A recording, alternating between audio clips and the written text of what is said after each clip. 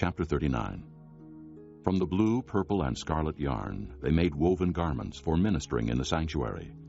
They also made sacred garments for Aaron, as the Lord commanded Moses. They made the ephod of gold and of blue, purple, and scarlet yarn, and of finely twisted linen. They hammered out thin sheets of gold, and cut strands to be worked into the blue, purple, and scarlet yarn and fine linen, the work of a skilled craftsman. They made shoulder pieces for the ephod, which were attached to two of its corners so it could be fastened.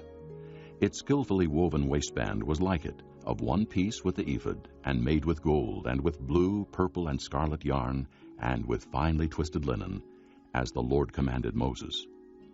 They mounted the onyx stones in gold filigree settings, and engraved them like a seal with the names of the sons of Israel. Then they fastened them on the shoulder pieces of the ephod as memorial stones for the sons of Israel, as the Lord commanded Moses. They fashioned the breastpiece, the work of a skilled craftsman.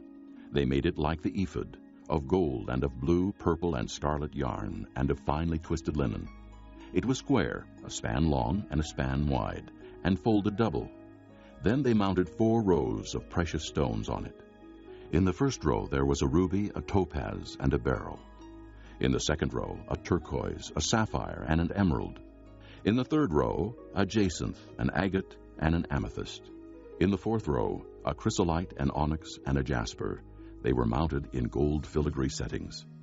There were 12 stones, one for each of the names of the sons of Israel, each engraved like a seal with the name of one of the 12 tribes.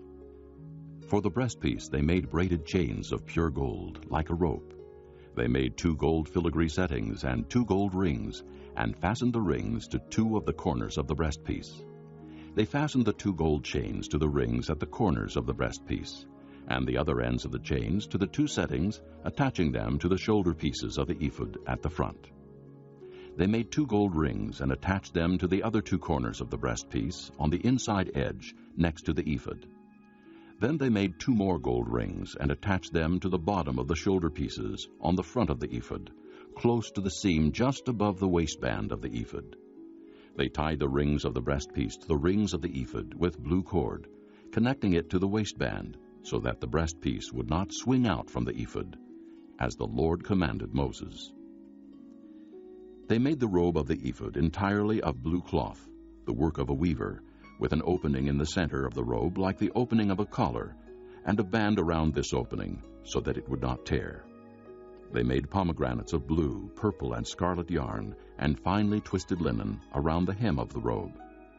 And they made bells of pure gold and attached them around the hem between the pomegranates. The bells and pomegranates alternated around the hem of the robe to be worn for ministering, as the Lord commanded Moses. For Aaron and his sons they made tunics of fine linen, the work of a weaver, and the turban of fine linen, the linen headbands, and the undergarments of finely twisted linen. The sash was of finely twisted linen, and blue, purple, and scarlet yarn, the work of an embroiderer, as the Lord commanded Moses. They made the plate, the sacred diadem, out of pure gold and engraved on it, like an inscription on a seal, "Holy to the Lord." Then they fastened a blue cord to it to attach it to the turban, as the Lord commanded Moses. So all the work on the tabernacle, the tent of meeting, was completed. The Israelites did everything just as the Lord commanded Moses.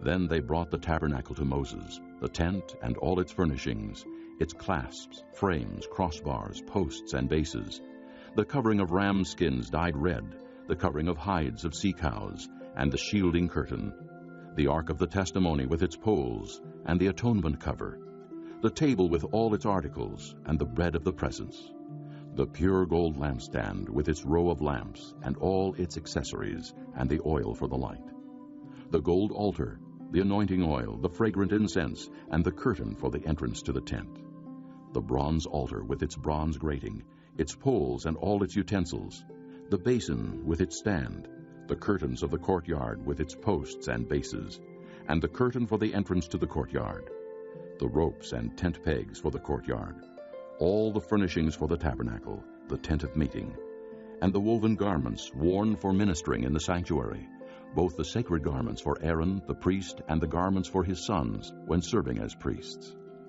The Israelites had done all the work, just as the Lord had commanded Moses. Moses inspected the work, and saw that they had done it just as the Lord had commanded. So Moses blessed them.